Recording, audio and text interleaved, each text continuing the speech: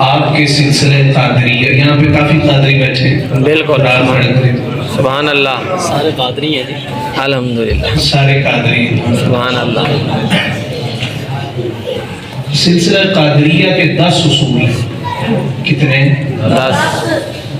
علماء کے علاوہ شاید ہی کسی کو آتے ہیں۔ کتنے اصول ہیں؟ 10۔ 10 اصول۔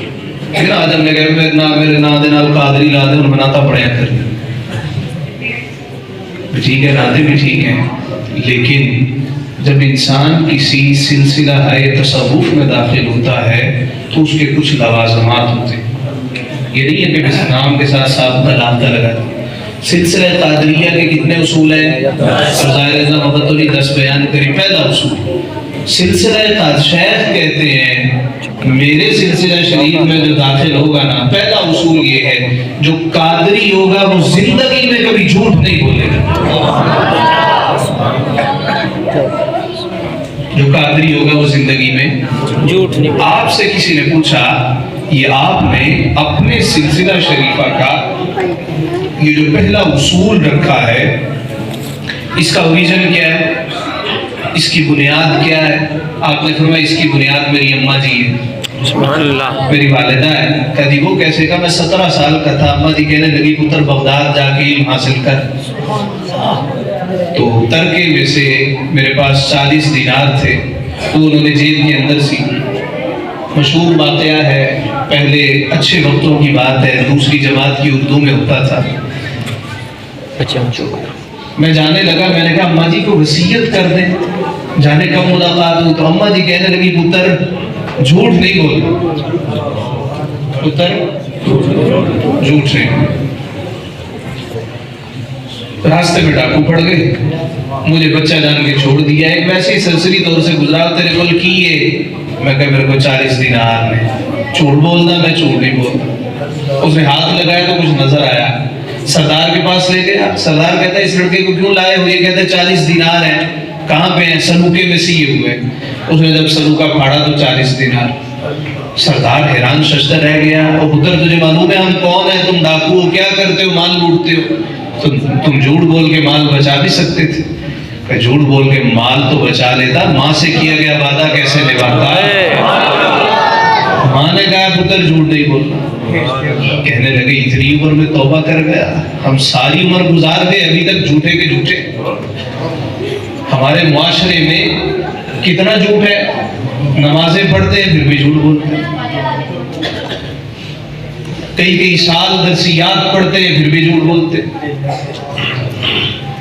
تبلیغ کتنی زیادہ ہو گئی ہے پھر بھی جھوٹ بولتے ہیں۔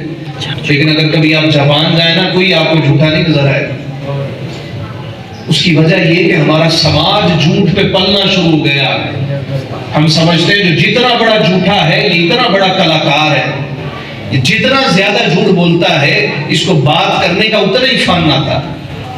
جبکہ میرے مصطفیٰ نے فرمایا مومن بخیل ہو سکتا، مومن جھوٹا نہیں ہو سکتا۔ حضور نے فرمایا مومن بزدل ہو سکتا مگر مومن جھوٹا نہیں ہو سکتا۔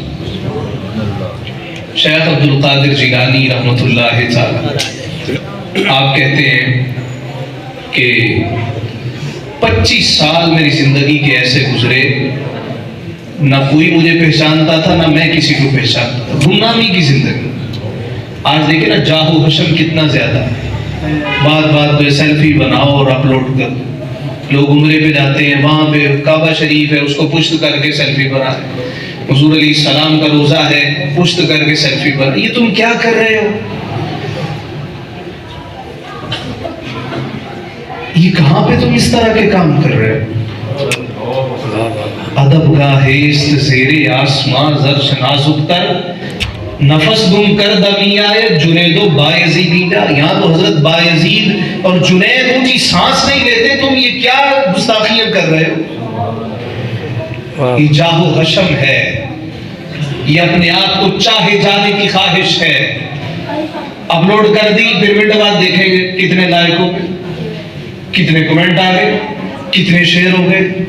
ہمارے ساتھ پڑھنے والے، ہمارے ساتھ پڑھانے والے، خدا کی قسم فجر کی نماز کے بعد پہلے قرآن پاک پڑھا کرتے تھے، منزل پڑھتے تھے، دلائل الخیرات شریف پڑھتے تھے، اب فجر کے بعد فیس بک پڑھتے، فجر کی نماز کے بعد ٹک ٹاک کھول لیتے، فجر کی نماز کے بعد اور پتہ نہیں کون کون سی آ گئی ہے، میرے پاس تو ہے بھی کوئی نہیں اپلیکیشن، وہ سارے کھول کے بیٹھ جاتے۔